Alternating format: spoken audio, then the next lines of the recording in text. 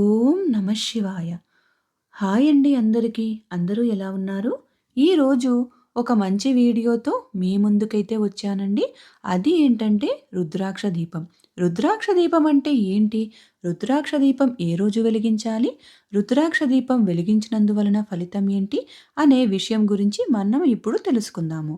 అయితే ఈ వీడియో ఎక్కడా స్కిప్ చేయకుండా చివరి వరకు చూడగలరు. రుద్రాక్షలు శివునికి ఎంతో ప్రీతికరమైనవి అని మన అందరికీ తెలుసు.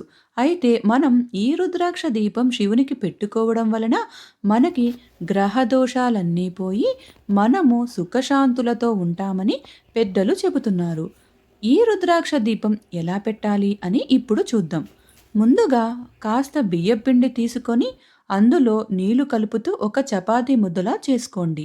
ఇప్పుడు ఒక గ్లాస్లో పొడి బియ్యం పిండి వేసుకొని అందులో ఈ బియ్యం పిండి ముద్దను పెట్టి వీడియోలో చూపిస్తున్నట్టుగా చపాతీ కర్రతో రంధ్రం పెట్టుకొని గ్లాస్లో నుంచి తీసి నీళ్లు అద్దుకుంటూ క్రాక్స్ లేకుండా సరిచేసుకోండి. అక్కడక్కడ చిన్న క్రాక్స్ ఉన్నా ఏం పర్వాలేదండి. ఇప్పుడు గంధంతో 3 నామాలు పెట్టి నిలువుగా కుంకుమతో బొట్టు పెట్టాలి. ఇప్పుడు ఒక వెండి ప్లేట్ కానీ, రాగి ప్లేట్ కానీ, ఇత్తడి ప్లేట్ కానీ తీసుకొని బొట్టు పెట్టి ఈ బియ్యం పిండి ప్రమిదని అందులో పెట్టుకోండి. చుట్టూ రుద్రాక్షమాలని పెట్టుకోండి. ఒకవేళ మీ దగ్గర మాల కాకుండా విడి రుద్రాక్షలు ఉంటే 1, 3 లేదా 5 అలా దీపం చుట్టూ పెట్టుకోండి. ఇప్పుడు 3 ఒత్తులు నువ్వుల నూనె వేసి పసుపు కుంకాలతో పూజ కూడా చేసి ఓం నమ శివాయ అని నామం చెప్పుకుంటూ ఈ దీపాన్ని శివపార్వతుల పటం ముందు వెలిగించాలి. ఇలాగా శివారాధన చేసుకుంటే చాలా మంచిది. అలాగే ప్రసాదము, ధూపం, దీపం, నైవేద్యాలు అన్నీ సమర్పించుకోవాలి. అయితే ఇలా రుద్రాక్ష దీపం ప్రదోష కాలంలో శివనామస్మరణ చేస్తూ పెడితే సకల పాపహరణం అంటారు. ప్రదోష కాలంలో శివరాత్రి రోజు మాత్రమే కాకుండా ప్రతి సోమవారం, త్రయోదశి, చతుర్దశి, అమావాస్య, పౌర్ణమి అలాగే మీ జన్మ నక్షత్రం రోజున కూడా రుద్రాక్ష దీపం పెట్టడం వలన మనకు ఆ పరమేశ్వరుని ఆశీస్సులు లభిస్తాయి.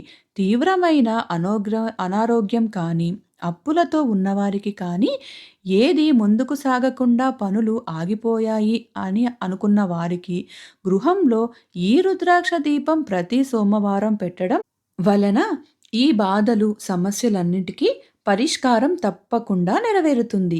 అలాగే కుటుంబంలో పిల్లలు ఎవరైనా మొండి వైఖరితో ఉన్నా, లేదా ఇంట్లో ఎవరైనా అతి కోపము, మొండితనంతో ఇబ్బంది పడుతున్నా, వారి జన్మ నక్షత్రం రోజున ఈ రుద్రాక్ష దీపం పెట్టి పరమేశ్వరునికి కొబ్బరికాయ కూడా కొట్టి వీలైతే కొబ్బరి అన్నం కూడా చేసి పెట్టి శివస్తోత్రాన్ని కానీ చంద్రశేఖర అష్టకం కానీ చదివి ఏ మంత్రమైనా శివునికి సంబంధించినవి మంత్రం చదివి హారతి ఇస్తూ ఉంటే వారిలో మార్పు ఖచ్చితంగా వస్తుంది.